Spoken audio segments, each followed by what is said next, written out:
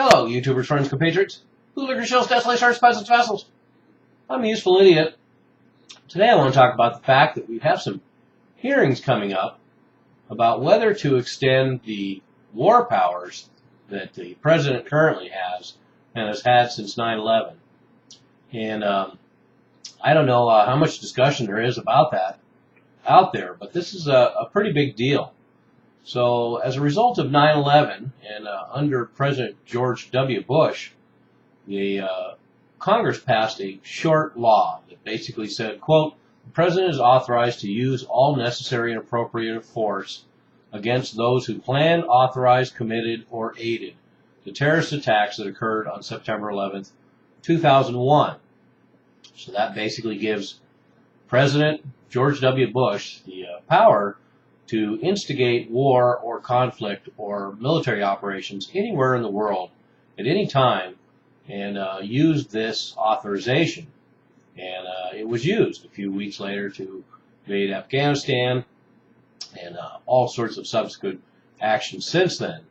And so now, of course, Barack Obama has those powers because that resolution is still in place. And this Senate will be having these hearings to decide whether to make that a permanent power of the President of the United States. And you can see where I'm going with this. So now we have this law in place 12 years after 9/11. This whole basis of a dragnet and an open-ended authorization for military action around the globe. And we've seen the results of that. And so we've had some notable critics of this policy, notably Ron Paul, about the fact that Congress has always had the power by Constitution to declare war.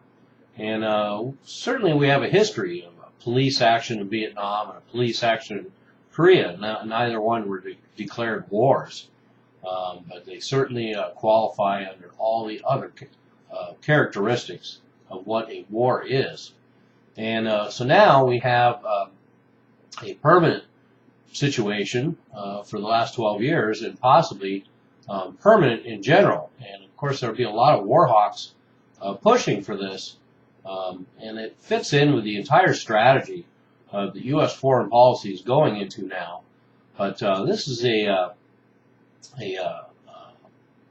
axis. This is the axis of a permanent, perpetual war state against an undefined enemy. And that's what this essentially is. If the president, whether it's Barack Obama or his successor, the fact is that this is a permanent, personalized, unconstitutional, permanent, perpetual war against an undefined enemy. And I'm really kind of surprised that the Senate would be considering legislation that would relegate all powers to make war to the executive branch and sidestep those responsibilities. I guess they're just too busy. And the other part of this is it also fits in with a couple other things. And one of them is the shift to the future military. I've done videos about that, including videos about drone warfare, preemptive war, and the future military in the U.S. is here.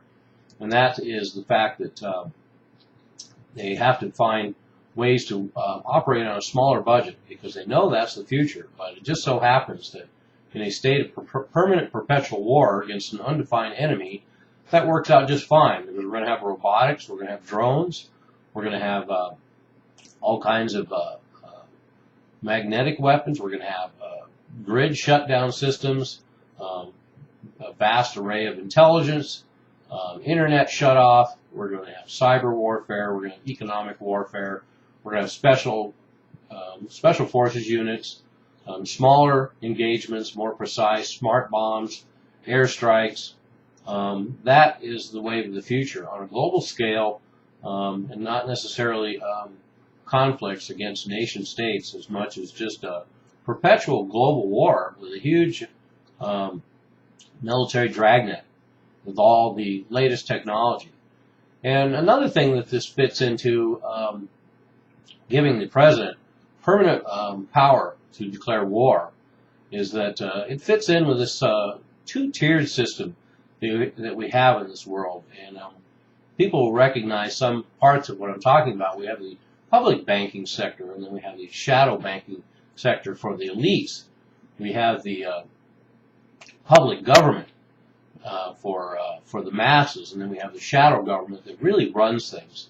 Then we have the public internet for just regular folks, and then we have the dark net for all sorts of other unsavory activities. We have public accounting to show a world of solvent banks and solvent governments, and then we have private accounting, or off books, and accounting fraud and cooking the books, which is a whole nother level that the elites use and the power brokers use to transfer wealth.